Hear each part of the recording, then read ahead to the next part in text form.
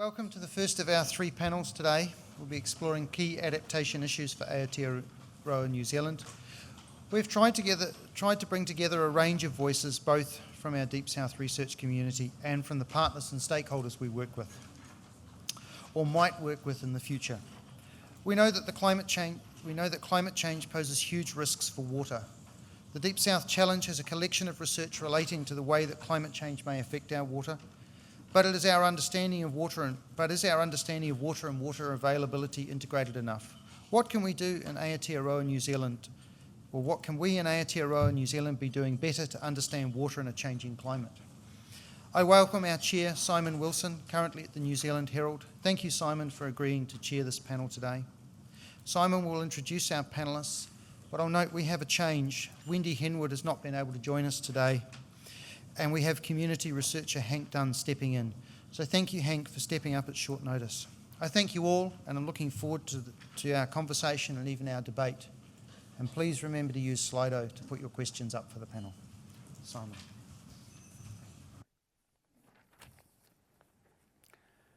Tēnā koutou katoa. The topic of this session, as you know, is he wai ora, water availability in our changing climate and the impact on communities. There is also a theme to it. I've been asked to see if we can work a theme into it, and the theme really is the gap between the science and the people, or perhaps another way to put it, the links between science and the people, looking at what works, what doesn't work. How is climate science meeting the needs of communities, and how is it not? I just sort of feel that I've got a lot of people standing behind me.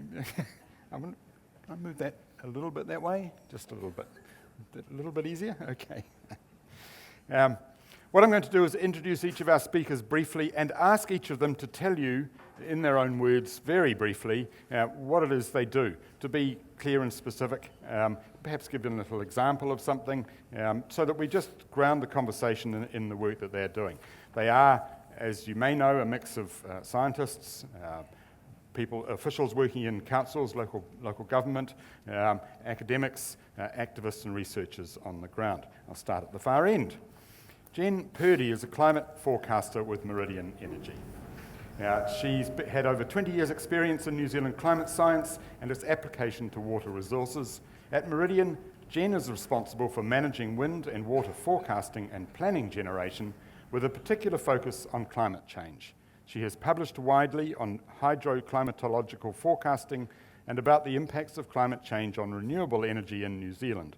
She's also presented on these subjects at national and international conferences. Before working at Meridian, Jenn worked as a climate scientist at Topo Climate South, a climate and soils research project in Southland. Jenn, just very briefly. Tēnā koutou, ko Auraki te monga, ko Waitaki te iwa awa, no Toisala hau, no reira tēnā koutou katoa. I'm Jenn Purdie. I have a PhD in climate forecasting. I've been working in the energy industry the last 10 years. Used to be in short-term forecasting from days to seasons to annual, and now I'm working on climate change issues.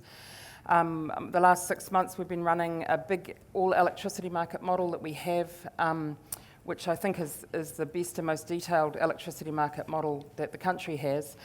And I've been inputting changing wind and water into that model and looking at demand and supply issues in electricity, from demand issues such as irrigation, projections, how many electric cars are we going to have, how much industry is going to electrify, through to supply, as in wind and water, how many wind farms do we need to build, etc. And very interested in this dialogue between science and industry, as I've sort of worn both hats.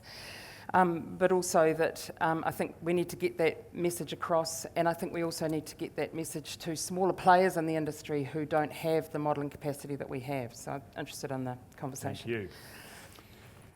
The next person on our panel is Blair Dickey, who is from the Waikato Regional Council and the Ministry for the Environment. Blair is Principal Strategic Advisor at the Waikato Regional Council and is currently also on part-time secondment to the Ministry in its Essential Freshwater Task Force. He has been involved in climate change issues for many years. He originally worked as a scientist before retraining in public policy, and has a special interest in finding successful solutions to climate change issues, particularly the interface between water management and climate change.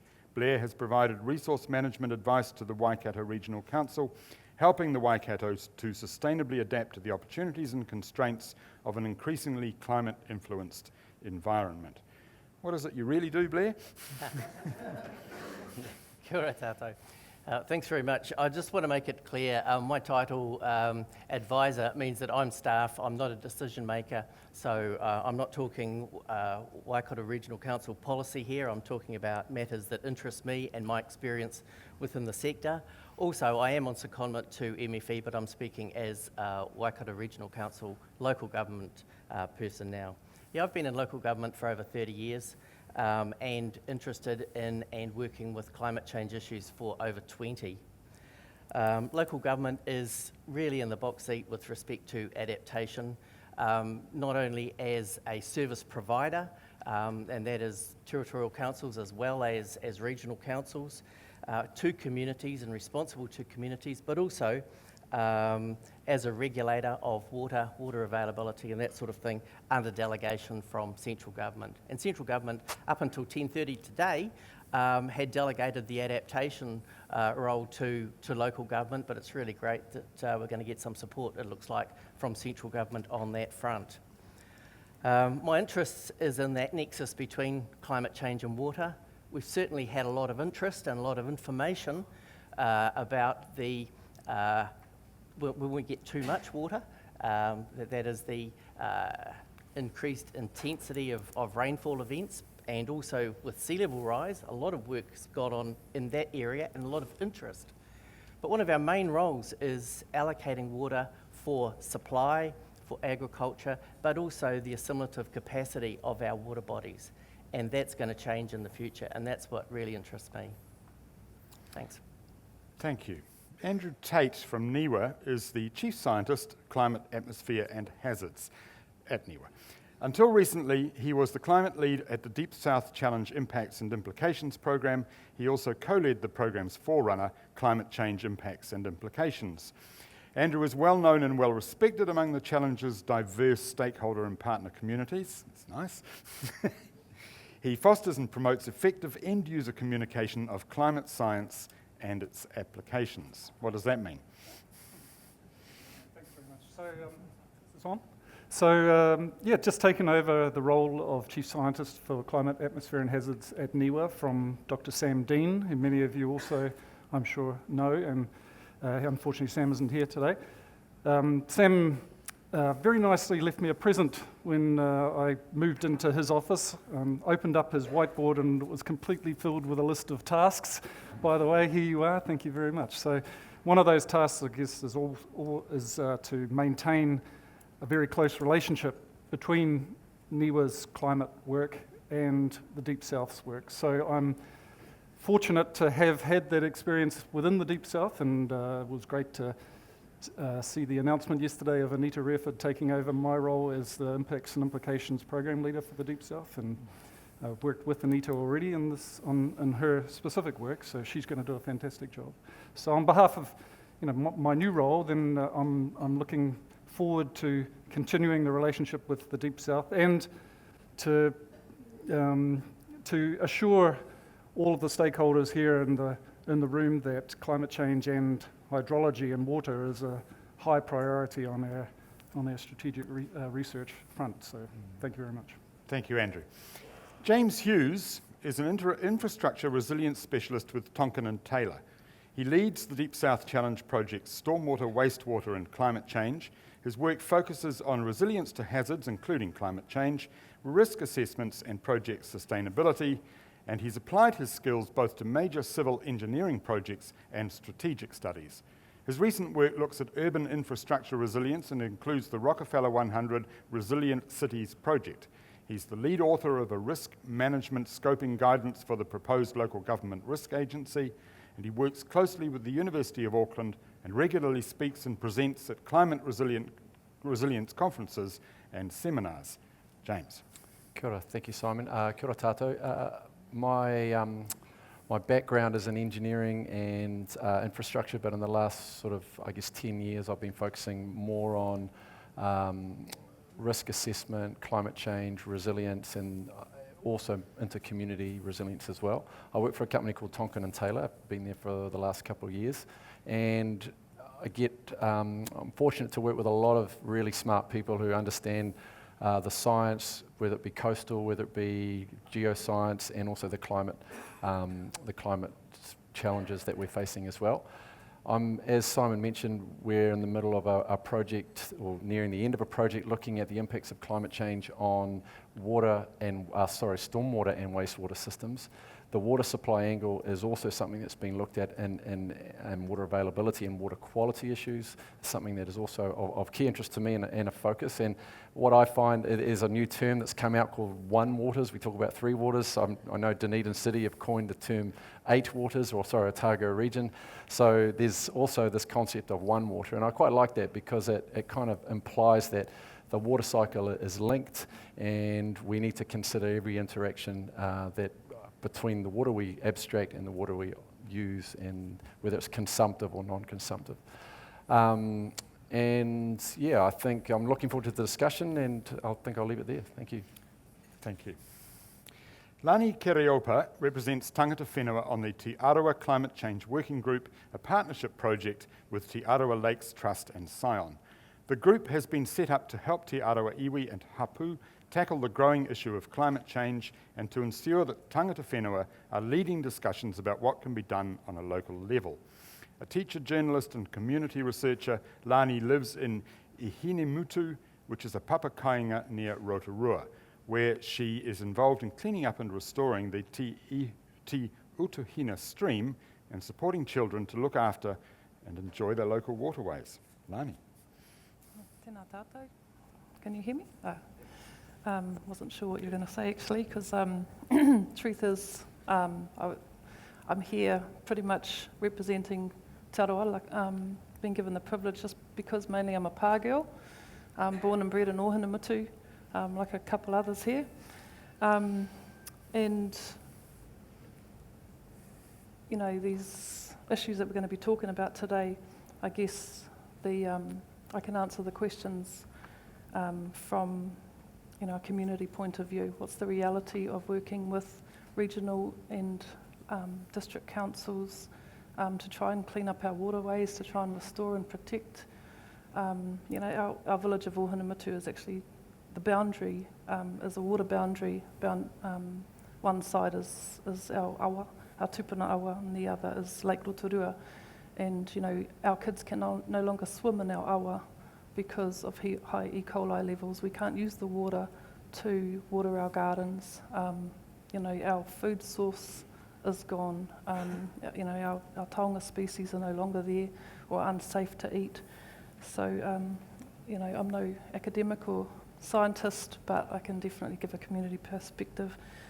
I just wanted to give a bit of context. I'm part of the Te Arawa Climate Change Working Group. As was stated, we just, whānau, marae, hapu, iwi representatives who got together and said we need to be talking about how this will impact on our whānau and what we might do to, adapt, become resilient with the coming changes. I just want to offer a bit of feedback, just to give a bit of context around where we're coming from as Te Arawa. Some of the feedback that we've got in the research, because I didn't mention that we were lucky to get some Vision Mātauranga funding. I've been lucky to be given the opportunity to be the community researcher to put together Te Arawa climate change strategy. And just some of the feedback that we've got from our whānau I just wanted to share. Our people navigated the sea and stars to get here. They brought different seeds and plants to trial, and that's all science, by the way.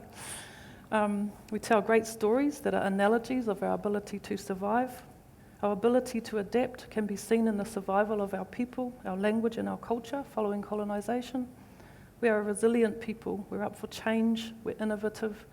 We are early adopters of technology. We can draw on our own science to navigate our way forward.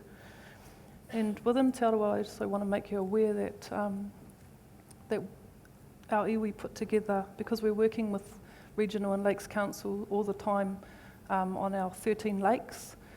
We were given our 13 lakes back, and as part of that we're working with the councils all the time, and it became apparent that we really needed to have some sort of cultural values framework to try and help council to understand, where we were coming from when we were working with them. So we put together what's called the Te Tuapapa o ngā Wai o Te Arawa. And the aim of it was to ensure that the Te Arawa lakes were managed and restored in a manner consistent with Te Arawa values. That framework describes our relationship with water and the expectations that we had, that we still have when using the framework, is that number one, that whoever we're working with value Te Ao Māori. Number two, that they value the contribution of Te Arawa and the way that we want to engage with the water. I guess my main message and just sharing this is that science is only part of the answer for us in Te Arawa. We need to incorporate values, our values. We need to find common values, common community values, and the values of tangata whenua. We believe it's critically important to addressing these issues with water. And then we can ask ourselves, are we all doing our part to deliver on those values? The last thing that I want to say is just, when it comes to kaitiakitanga, that's a word people use a lot. I just want to make 2 points. Kaitiakitanga acknowledges a constrained environment and supports us to make decisions based on what nature tells us. And secondly, a kaitiakitanga relationship with the environment is founded upon a gratitude for these gifts that sustain our existence. And it's not about the management of nature, but how we manage ourselves to live in a relationship with nature. Ngā mihi. Thank you. Hank Dunn is a member of the Deep South Challenge Research Project Drinking Water in Te Hiku o Te Ika, which some of you may know as Northland. The project has explored the quality and sustainability of water supply in the region to contribute to the well-being and vitality of these communities into the future. The research brought together tauranga about water and climate with hydrological information about future water supply. Hank himself is involved with monitoring water supply in rural communities throughout the far north. Hank. Kia ora, hui tātou katoa. Ko whakakoro te maunga, ko Aotearoa me roto kākahi ngā awa, ko whāngā pē te moana, ko te uri o Tait te hapu, ko te rāroa ngā pui ngā iwi. My name is Hank Dunn, and I'm from Paorenga, and I've been doing research work and monitoring of the fresh water for our communal homes, how the people in the past have collected the water off the roofs of their homes and store it in tanks. And up until this day, what are we doing about it now that climate change has come? Because the main problem that we have to face is drought in our area, because we're the furthest north in New Zealand, so we get the heat first before everybody else. And places that have been running out of water in March are now running out of water in January. So it's a big concern to us, and I've been involved with testing water for the quality, E. coli, and kia ora. Thank you. Now, just to explain briefly about the questions, we're going to have a conversation now, and we do hope that those of you who would like to feed a question into that conversation will do so using Slido. I can see a screen here, so I can see the questions coming up. And those questions will be fed in as we go rather than doing a separate question session at the end. That's how I'm hoping it'll work, but of course that requires you to feed in some questions. So please be thinking about what you'd like to ask as we go, and we'll see how that develops. I want to start with Jenn down the end there. The government's renewable electricity target is 100% renewable 100% renewable under normal conditions. And I just wonder how you define normal rainfall for, shall we say, 2050. That wasn't on the list of questions I was It's given, here now. Simon. I'll throw these away then. So normal conditions. Normal is long-term average inflows, which of course are changing. So how technical to get. So when we're modelling our short term, we take 90 years of inflows into our hydro lakes and we detrend those for the changes that we've already seen. And when we are doing our modelling out to 2050, we have a view on what our inflows are likely to be based on changing snowmelt, changing rainfall, changing wind generation as well, incidentally. And we get that information from modelling by the likes of NIWA, and we feed that into our electricity market model. So we acknowledge that normal is changing, and we are modelling that changing normal all the time. I guess the question really is getting at not just that normal is changing, but that normal is becoming much more difficult to identify or even think about. And I guess I'm wondering, is normal a useful term? Is it going to remain a useful term? Well, I mean, the climatological normal is defined as a 30-year average up to the end of the last decade. So you could say that's a technical term, normal, but it's used in a lot of different ways, and we know that the normal is changing, and that's why we feel it's important to keep modelling. So, for example, we put changing variability of rainfall and changing volatility of rainfall into our model as well, because our model has a reasonably fine granularity. We can say if we get a storm in 2050, it's likely to be a bigger storm, and what are the implications for that, both in terms of increased spill out of hydro lakes, having to hold our hydro lakes a bit higher, perhaps a bit lower, to capture that. Those bigger events, implications around probable maximum flood changing for our dam safety. We used to assume that probable maximum flood was set once we'd built the dam, but we now review it every 5 to 10 years. So we're acknowledging that is changing rapidly. Yeah. Andrew, you're nodding, I think, there. Can you comment, in case I'm not the only layperson in the room, about what New Zealand water is going to look like by 2050 that's significantly different from now? Not in a matter of 5 minutes that I have to answer this question, but I mean, this is obviously a really important scientific question for us to answer because of the importance of understanding what's happening to our flows, not just the mean flows, but their low flow frequency and also the high flow frequency. So this is something we're obviously putting a lot of attention on in terms of our modelling work and our research, and trying to refine our projections as much as we possibly can. Now, the modelling of flows is very subtle in that if you get the projected rainfall just a little bit wrong and get it more over the divide or one way or the other, then it affects the river flows substantially. So, we need to continue to develop this research. Science is, it's an ongoing area of importance for us.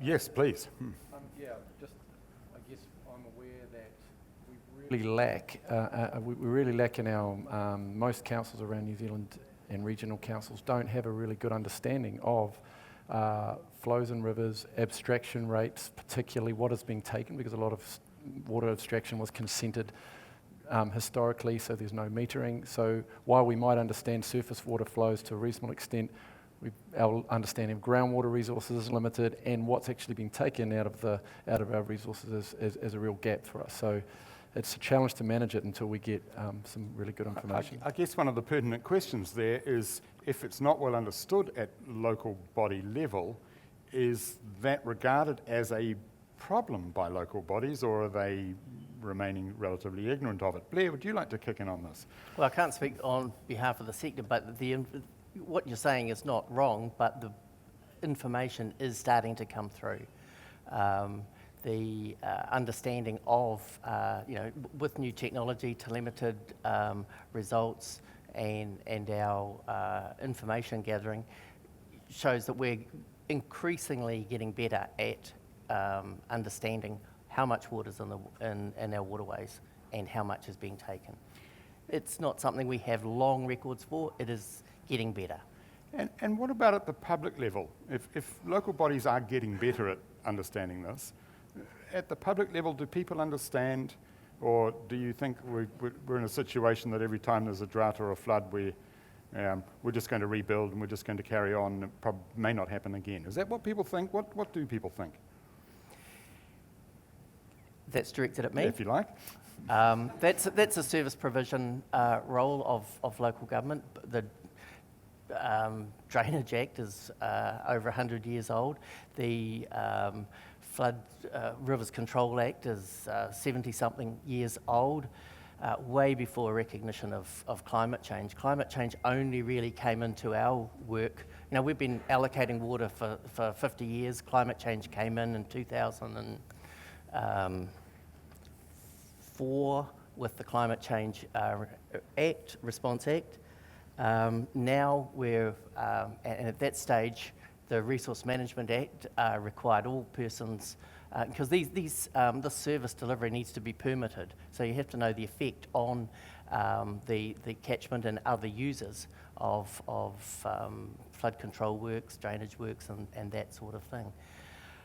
What we're seeing certainly is that requirement being refined. 2011, the National Policy Statement for Freshwater Management came in and required the reasonably foreseeable effects of climate change to be included, but that's only really 8-9 years ago. Many of the consents for those structures and that activity predates that, so we're in transition at this stage. Yes, Lani. I just want to just say what we're doing in Te Arawa. One of our hapu, Ngāti Rangiwiwahi, we had one of our springs returned, the Pekehoa spring in 2012, and Ngāti Rangiwiwahi have developed a kaitiaki flow model, and basically it's ensuring that the river comes first, what the river needs, what the spring and the river needs.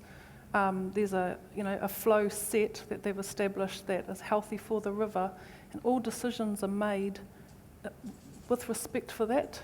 That's what always comes first, because as apparently I don't know a lot about the Te Manawa Te Wai National Values Framework, but the first principle is that water must be able to sustain itself in order to be able to sustain us, and I just think that's something that councils could possibly look at taking on. If I can respond to that, that's been a requirement since 2014 as well, when Te Mana o Te Wai really came into its own as being part of the body of the National Policy Statement. So you're absolutely right, and for that reason, the whole idea of one water really accords with that idea that quantity and quality are inseparable.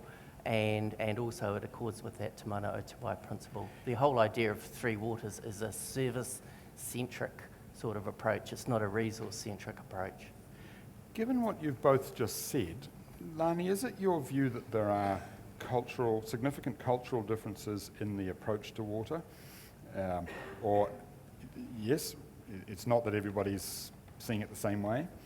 Oh, I think it's quite obvious, that we've got different world views when it comes to water, because, discharging wastewater into water is abhorrent to Māori. If I want to call up our local council and talk about our tupuna awa, I get transferred to the Drainage and Stormwater Department. Right. The different worldview of the significance of our awa, for me is the starting point of where all these issues are, are beginning. Hank, would you like to add to that? Yes, well, to my knowledge, the water that we're dealing with at home is predominantly coming out of the Ngāhere in small streams, and that's like gift from the gods, tāne. And once you've used it, then it's bad water, it's used and it's paru. So I think how my friend here has been talking about it is the same story. We look at water that's good, and that's the waiora tāne, that's pure, and water that's been polluted or dirty used. They're two different subjects, so they need to be kept separate. It's easy in New Zealand to look at the way water's used and to say that there are maybe two ways of approaching it. And one of them is to regard water as a resource that we can exploit, that we can develop irrigation, that wherever we want to, wherever we can build an economy using it as a resource. And another way is to say it's actually a resource that needs to be treasured. The concept of kaitiakitanga means it's not just a resource to be used, it's something to be respected in different ways. It strikes me that that's a slightly cliched way to look at the world.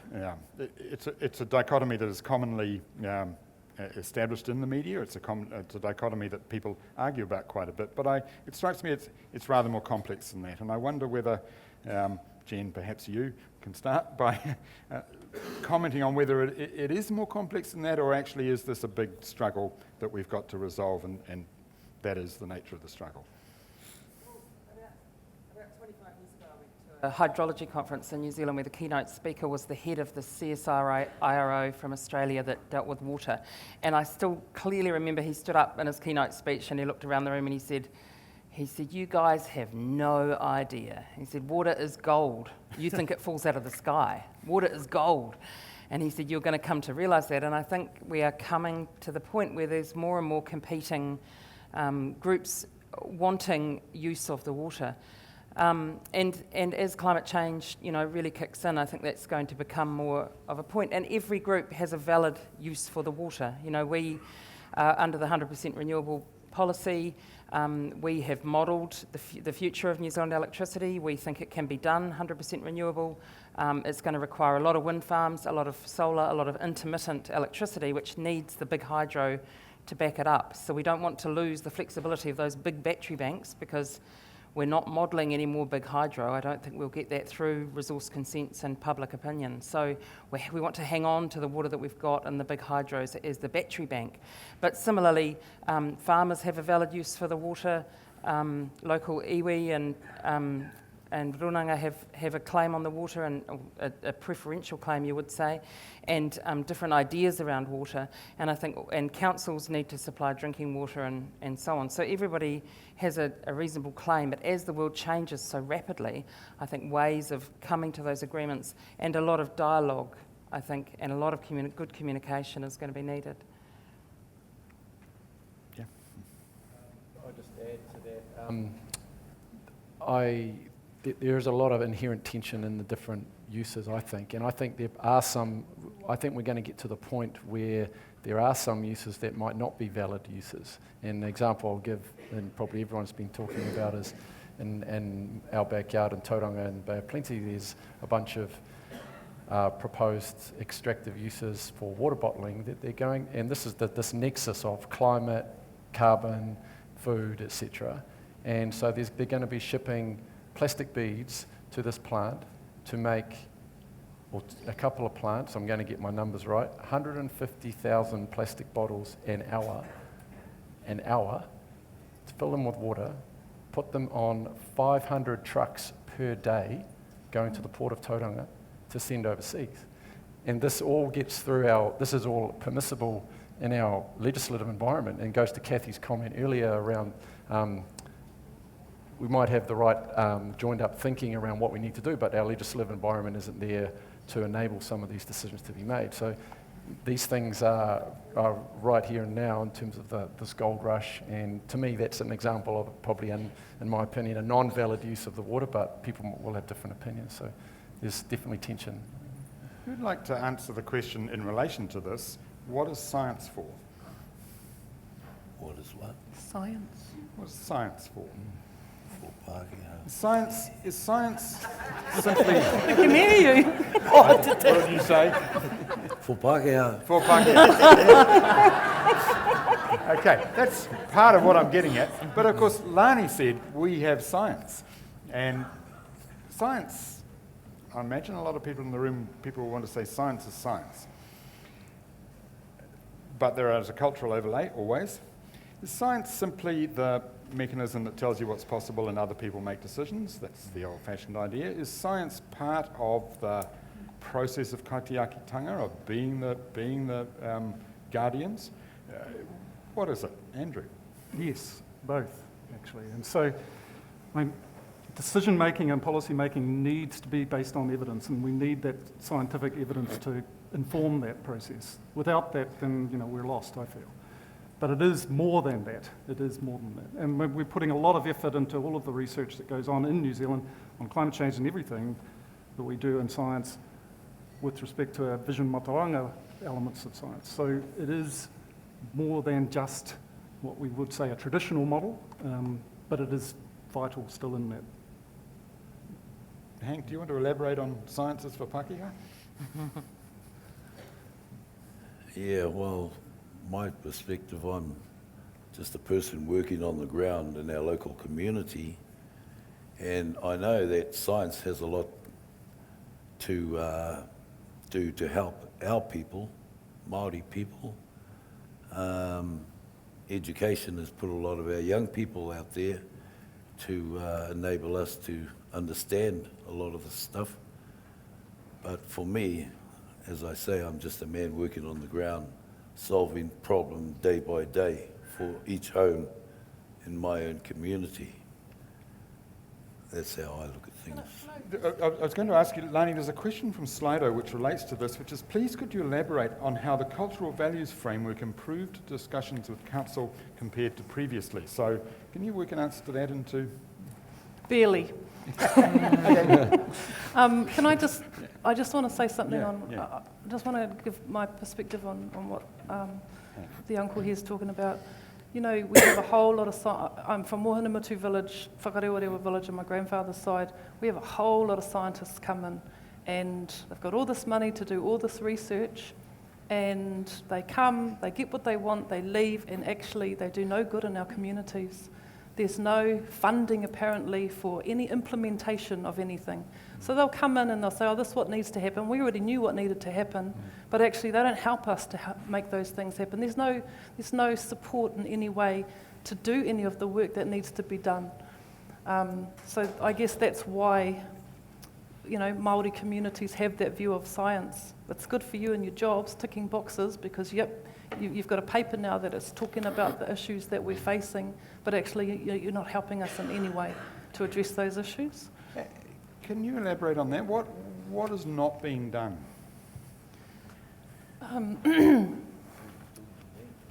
Well, I meant Lani. I'm trying to think of a good example, just off the top of my head. Start talking and I'll come up with it. Okay. What has not been done? Wow. Just have a look at the community. We are rural,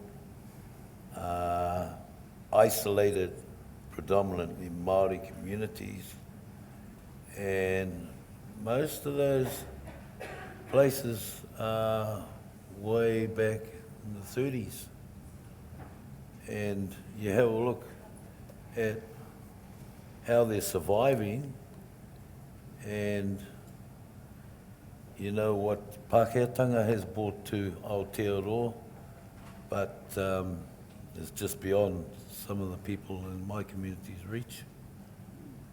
Yeah. Lani. Sorry, so, just on the project that I'm working on currently, putting together a Aotearoa climate change strategy. So we've got all of our whānau coming in and talking about all of the issues.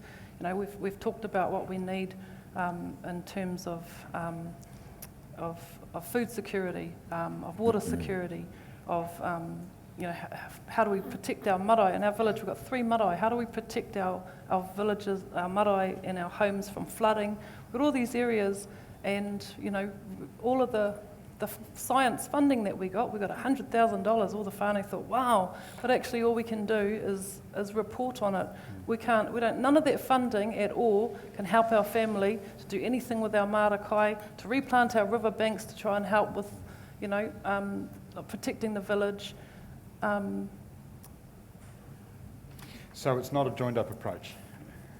It's No, not really. No, well, it's just, it's... right. Yeah, I mean, There's no implementation I funding I wonder if I at could all. just bring Blair in at this stage. Yeah, from a management perspective and advising decision makers, science is pretty critical. It goes beyond just the observation of what is happening, what is out there. I mean, sure, we need to know the types of geology in an area, we need to know the rainfall and that sort of thing, but we also need to know, bringing knowledge from past understandings to attribute causality to various actions so that we know what's causing it, what needs to change, how much needs to change. And we're getting into the sort of area of modelling and applying that to a particular area so that those observations can be brought in with existing knowledge, and I would call that science, to inform decisions, budgets, that sort of thing. Right. James? I mean, yeah, I think there's obviously a necessary part for science to play in the understanding. What I think is a problem that we've got is that our systems around allocating funding and making decisions are so complicated, and that we need to do these business cases that have become an industry in themselves and they require all this evidence. I'm probably speaking out of turn here, but and so we kind of created a whole industry around justifying a decision. That means at the end of the day, the people doing the analysis get all the funding, and the actual end action that needs to be taken doesn't occur, or it doesn't have the funding in the end. So we kind of created this middle area where we know what to do because we've got enough science to make a decision, but then we create a whole decision-making complexity around it that doesn't go anywhere. So that's an issue that happens right throughout societies. Professions define their world in a way that others can't get into it because there's a language, there's a level of technical expertise, and there's a way in which the conversations are held in a way that excludes others. And doctors do it, and lawyers do it, and you name it. What you're saying is that in the area of public policy formulation of climate-related science, use of water resources, that has also happened. It's not a surprise, I guess. The argument for it happening is that these are technical issues and they are complicated, they are innately complicated, and therefore you do need a technical and a well-developed understanding. The argument against that is that that's fine, but actually we're talking about how we serve people and how people are involved in our decision-making in ways that are valuable. Lani, you wanted to speak again, I think, no? And that is the challenge, isn't it, to policy makers? Yeah. The challenge is how do we make this something that people can be part of? We're not just going to hand the world to technocrats. Or should we? Jenn? Yeah, I'd like to talk about that. I think our company, as the second biggest listed company in New Zealand, has staff who, we've got a lot of people with postgraduate degrees, quite a lot of PhDs. I think we have a really good relationship with the science community, and we use that data and that science a lot. But what I'm finding is that smaller companies within our industry don't have that capability, and so they don't have the ability to have the dialogue with the science community, and they don't do the modelling to the level that we do, and they don't know how to apply it, and they don't have the staff that can apply it. And so what I'm finding is I'm being called on to being rung up by small companies in the electricity industry to come and talk to them about it and share our knowledge. And that, in the 30-year space, we look ahead 30 years, I can do that. It's regarded as not commercially sensitive. But when I was working in the short-term forecasting, I wasn't allowed to go and share that knowledge around. So I'm loving being able to do that. And I'm also getting rung up by, I got rung up by a mayor, who shall remain nameless, a while ago, and he said to me, "Jenn, come and talk to us about climate change." And I said, "Sure, what aspect would you like me to cover for you?" And he said, "Don't know, we've never talked about it before."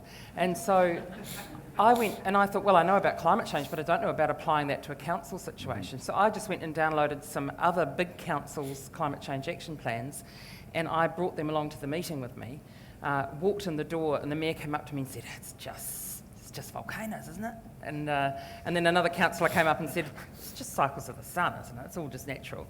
And so I talked to them about climate change, and I left there for them printed out copies of big councils' plans and what they are doing for these guys to learn from. So I think there's perhaps a responsibility for bigger players in industry and council and local government who have got the capability to communicate with the science community and do their own modelling and their own plans to then share that knowledge down to smaller players and other people.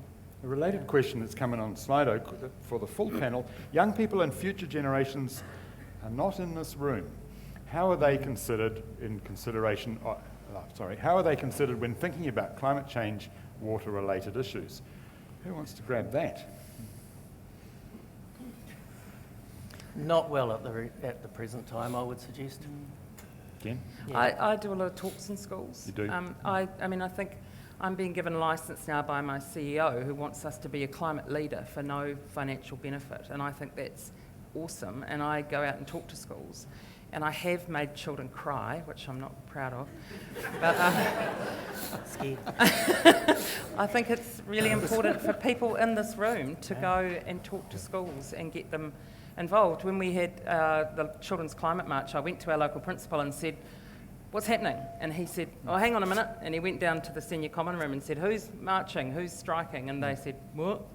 And so he came back and said to me, "Right, wrap them up." So I got them all together and gave a big talk to them. But I think it's really important for all of these people. We're all so busy in our highfalutin lives to go and talk to schools, because they're the people that are going to have to clean up the mess.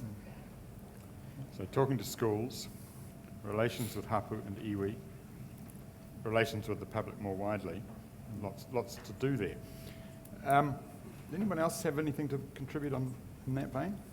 Yes, well, for me, in our community, we have wānanga quite regularly, and they usually start off, the topic is usually whakapapa, that's genealogy, connecting people, who's who, and hapu to one another.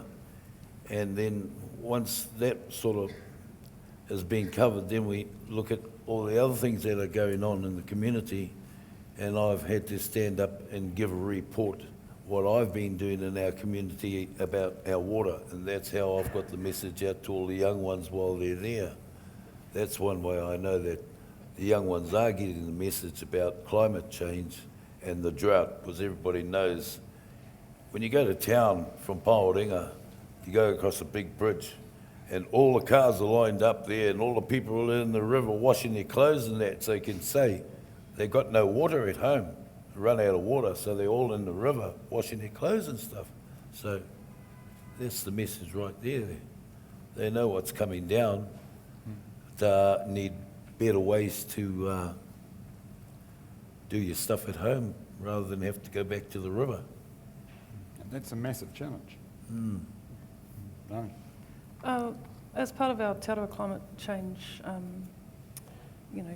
research, of course we're trying to look at how to engage our youth and the kōrero that we're having. It's a bit hard when most of the ones that are sort of teenagers and a bit older, they're all away at university, or they're not actually at home. So we've only just got the high school students, and our teachers are doing quite well in trying to engage our kids in climate change talk. What we kind of, there were two things that we've kind of highlighted. One is that they don't like to hear the doom and gloom about climate change. They want to hear about how they can be involved in becoming resilient and adapting to whatever's coming. So we're really trying to think, how can we empower our kids to say changes are going to occur, and actually this is how we need you all to get in and start doing, when we find some funding or however, or whatever ways we can do it. And the second thing is how to communicate with our rangatahi. We could write all the press releases in the world. You can put it on the news. It's not reaching them. What we're trying to actually, one of our major things we're trying to find some funding to do is to get our te aroha creatives, our artists, our musicians, our poets, those who can communicate the messages that we need to put out there in a variety of ways that actually will connect with our youth. And so those are the two main things we've sort of... And are those programs funded? No, that's the thing is, we're doing our research, we're coming together as a community and talking. We know that these are the things that need to happen, but nobody's offering any support to help these things to happen. So, we're still working. We're in early days. We've only been in existence. We only got our funding in August last year, so yeah, we've only just been talking about. So I'm guessing that one of the things that we need there is not just that councils have funding and support available, but also that corporates, that others in the sector regard that level of the work, community work, as essential to everything else they do. Yeah. Yep, that'd be wonderful. James? I just echo those comments, and also I think the education part in our schools is so fundamental, and we've got to somehow come up with an easily a simple way to get these messages across, and at the same time the complexity of it. I mean, examples of, I read the other day how many 1,000 litres of water goes into making a hamburger. I think it's 2,000 or something, one hamburger, and right. You go, what? How can that be possible? Yeah. So that kind of captures the minds of the youth, and then and allows them to join issues between water and climate change. And the example I gave on, the water bottling, there's some really good stuff. There's some people talking in schools this week in the Bay of Plenty, and there's going to be a massive school presence on the beach at Omanu with all the kids writing on water bottles that they're going to source from their used ones, with a message to leaders that are 2,400 to equate to how many come per second or something, and they're going to write on them and take them to council. So I these thought are you were going kids. to say throw them in the water. And Wash them out to sea. So take some photos. Some really good stuff happening that are engaging the youth, but I think it's sporadic, so we can be, the more that happens, the better. So that kind of imaginative approach, that's important, isn't it? Does anybody on the panel think that in the educational work that's done among kids and in the community, that we tend to focus on the easy and the frivolous, and don't build in the big issues around climate change, water and other issues? Do we have a problem there? I would say yes, but... I think it's a balance. When I give talks to schools, I try not to make them cry, so I do put some of the bigger, weightier issues in. But the two things I do is I talk about the price of a cup of coffee in 10 years and the price of a beer in 10 years, because I'm talking to teenagers, and how the land area to grow those items is changing. And then at the end, I always give them email addresses for people that matter that they should write to. So in a way, it's a bit of a social activism talk as much as a climate change talk. And do you find that people come on board and go out fired up, or how does it go? Yeah. At the Kids Climate March, I cut out, I don't know if I should say this out loud, but I wrote Jacinda Ardern and James Shaw's email addresses on a whole load of slips of paper, and I took a whole stack of them and I left them at the front.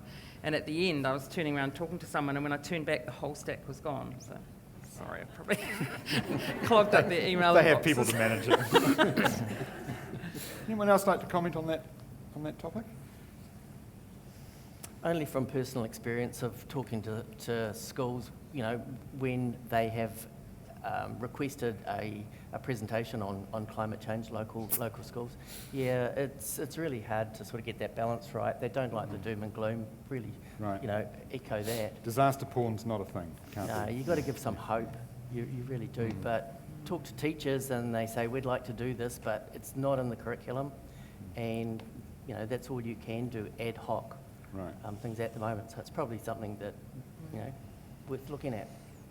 Possibly changing the topic. Andrew, you told us that your predecessor left you a long list of things in relation to climate change and water. What is top of that list? Fundamentally, we need to be better at modelling our hydrology of New Zealand. And that is not just about the average flows and seasonal variations, but it is about these more extreme events, these low flows and flood events. I think we still have a system in New Zealand where a lot of this hydrological modelling happens in different organisations, some in council and some in science institutions. But we don't have a really effective national hydrological modelling system, and we need to work on. We are working on that at NIWA. That is something that we're putting a massive effort into doing. Are you telling me that the science community is caught out by the extreme events we are experiencing? We are producing information all the time, and that information is improving all the time. What I'm saying is that that's our focus, to continue to develop that science and in those models, because obviously we've heard about how important it is to have that ability to understand the processes that control our water availability and our flows.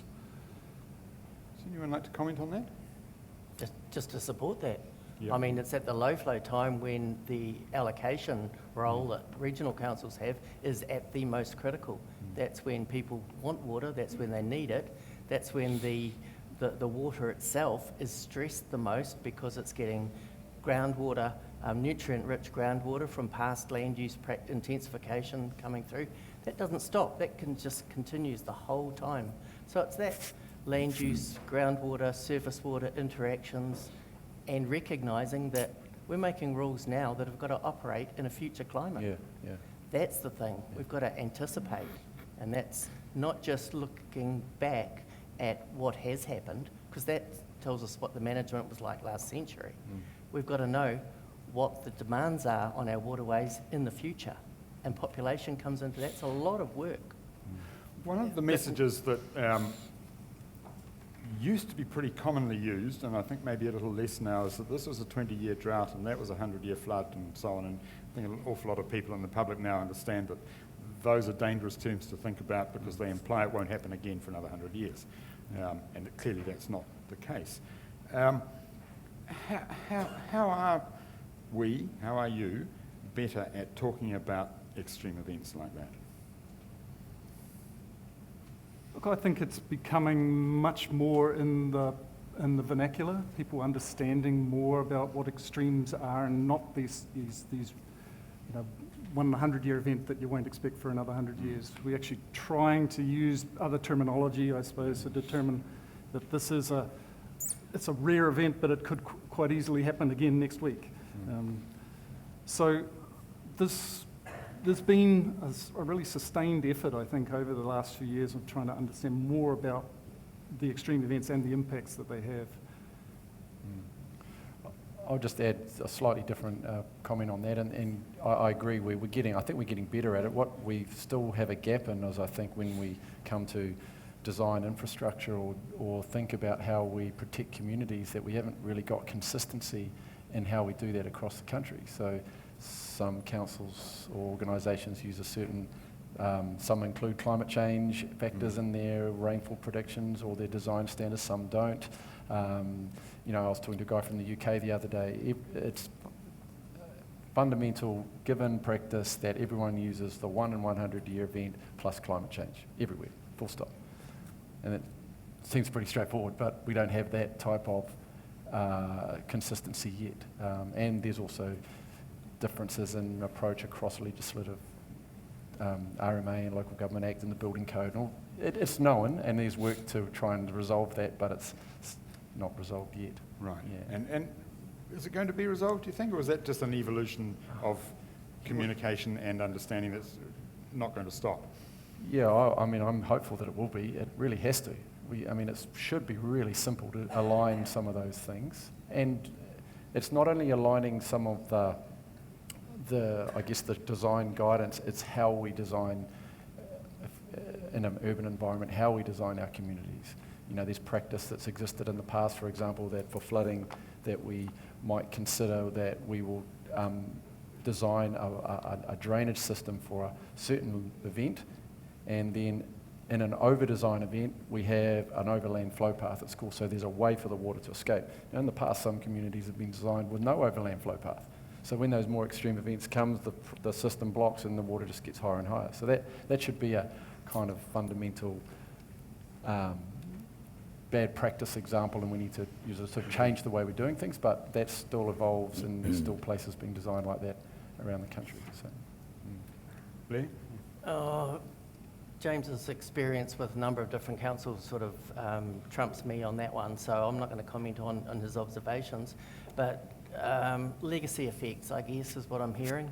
Our cities have been, designed and have been constructed over over 100 years for most of them now, and we know more now than we did then. And so there's no excuse for it in the future, but it's that residual legacy effects that are going to be expensive to fix. Right. Question from Slido: Does large-scale irrigation mask climate change impacts and unsustainable land use practices? And if so, how do we change this dependency? Anyone agree that that's what happens with irrigation? Large-scale irrigation masks what's really happening to the land and the water? Well, it changes the land use to something that Obviously, the ambient environment or the ambient climate hasn't supported in the past. So it does change things.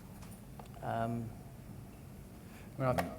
agree. I mean, I think any large infrastructural investment, such as irrigation, creates dependency and locks in a certain type of activity over, and creates a legacy, a legacy issue that you then 50 years' time you might say, shit, we didn't realise that was going to happen, and now we've got this system, and it becomes very difficult to change course.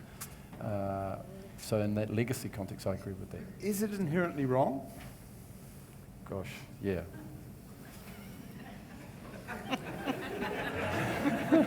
For You the don't farmer, expect an no. I mean, answer to that, do you? we all live in a world where the environment was profoundly changed so that we could live the lives we Yep. live today. Yeah, absolutely.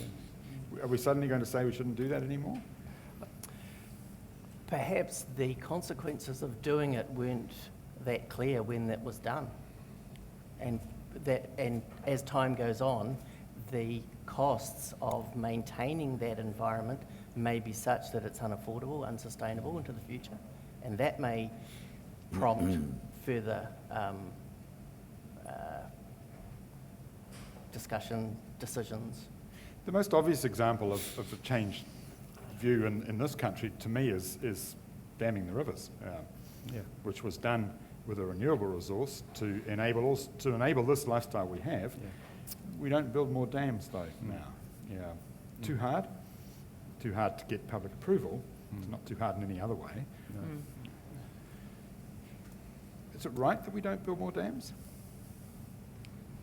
I think that question's going to come up. I heard James Shaw talk recently, and he said, well, the future is a whole lot of rooftop solar and some more big dams. And I said, oh, really? That's not really the way we're seeing the future. We're seeing it more about demand response, grid solar, and no big dams, just a little efficiency gains. So it's up for debate. Did but he say that in we're a not private running room, out or? and planning it. You know, we've got a lot of wind farms in the pipeline, Yeah. but no big hydro. It's too hard. Blair? Yeah, we've sort of got a mature hydroelectricity system in the country, and defer to you on that one. But looking at projections we are seeing and we have been provided for, particularly the Waikato region, we recognise that as extremes become the norm, extremes of drought, extremes of intense rainfall, we don't have the same, we won't be able to have the same reliance on rainfall all through the year in all parts of our region. And we're certainly recognising that increased storage at a range of scales may be something that the communities might look at. And that may be at a property level with tanks, it might be small dams at rural areas, or it might be community scale water supply dams into the future. So looking at where could they go potentially. So I think that's something that as an adaptation feature, it may not be linked to renewable electricity, but it might be linked to so that you can still live where you do live. Right. Hank, did you want to comment on that? Yeah, just back on the last question. Looking back, last year I went to a hui down in Napier, biodiversity hui, and I was shocked. I used to live in Hastings, and every bridge I went across from Napier to Hastings, there was hardly any water. You know, rivers, they were big, deep rivers. The water was, ankle deep. I used to go spearing eels up the Tuki River, water up to my waist, and now it's down to your ankles. And I said to people, what's happened to all the water? Where's all the water gone? They said, oh, they've taken it out and sprinkled it on the farms. The farmers have done all that. And I said, well, whose idea was that? All the rivers down there are empty. And there's only one left, I think it's the Maruroro. They were even trying to do that to that one as well. And I said, has anybody done a study on the artesian water beneath Hawke's Bay? Because that's where all the water's coming from for all the market gardens and all the orchards. Nobody knew anything about that. I said, you fellas in dire straits. That's the impact this sort of thing has had, like pulling the water out and sprinkling it on little grass all over the place. James? Yeah, I'd just add, I think, to your original question, is it wrong? I think, it's very complex, obviously, but if we can somehow make decisions around water storage that have the least chance of having obvious perverse outcomes in another area, i.e. increased pollution through intensive farming, if that's the intent of it, then that, to me, is something that a decision can be made on. Where it's providing water to a community or sustaining some other use of water that the current knowledge accepts as a better use, then I think it's an easier decision. But where we've got obvious perverse outcomes from a use of water, the water bottling one again is another example. Those to me should be decisions that we should be able to make more easily. Yeah. We are almost out of time, and so I want to throw one last question to each of you, and it's this.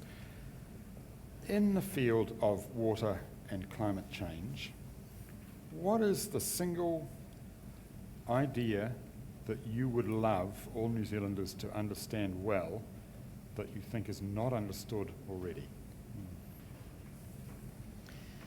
Shall I go first? Please. I think, I guess it's that change is happening and that it's happening fast, and we need to be more agile than we've been before, and we need to have high levels of communication for competing resources as things change around us. So high levels of adaptation of... What was that? So, yeah, high levels of adaptation. Adaptation, Yes, yeah, and communication about competition for resources. Thank you. Climate change is going to affect just about everything we're doing and will do in the future, and water is just an integrator of all our activities. The two are so interlinked. We treat water separately, we treat water quality different from water quantity, yet the two are so interdependent. If one thing to take away is the two are linked really intrinsically, and the concept I really sort of like is that one water, te mano te wai, Thank you. Andrew? To me, it's framing things in a risk assessment framework. We need to make that our number one paradigm for thinking about how we manage water into the future, that there is a risk, there is uncertainty with the models, but we can actually still make decisions even in an uncertain environment if we use that sort of paradigm. James? I guess mine would be that we have to look after our water resource much more carefully, and that we all are responsible for that. I was surprised to learn that New Zealand, this was a couple of years old, we have one of the highest per capita water use, per person water use numbers in the developed world. Something like 275 on average, 275 litres per person per day. That's each of us. And that ranges from Auckland being really, so Auckland's, I think Whakatane had the lowest. Auckland is pretty low, but then they're all metered supplies. You come to the non-metered supplies and it's up around 600-700 litres per person per day, per person. So we all have a responsibility to use less and be efficient in our use. Yeah. Thank you. Lani? I kind of feel like I've already answered, the way that Te Arawa view that in my introduction, and that's that we need to come together as a community and talk about our values around water, and then look at the allocation, look at it all from that perspective, and things will change. Hilda. And Hank? Yeah, well, as everybody knows, in Aotearoa, we have some of the most pure water in the world. And I think we need to hold on to that, stop selling it overseas. I know of people that can't even get water in suburbs places, and yet they're selling it down the road. So I think we should put a stop to that sort of business and look after our water for our mokopuna of the future. Kia ora. Thank you. And thank you to all the panellists. I do apologise for those of you who did write in a question and we didn't get to it. There are some there I can see, so I'm sorry about that. But we have run to the end of our allocated time, and that means it is lunchtime, and the only thing left to do is for you to ask for all of you to join me in thanking the panellists for this discussion.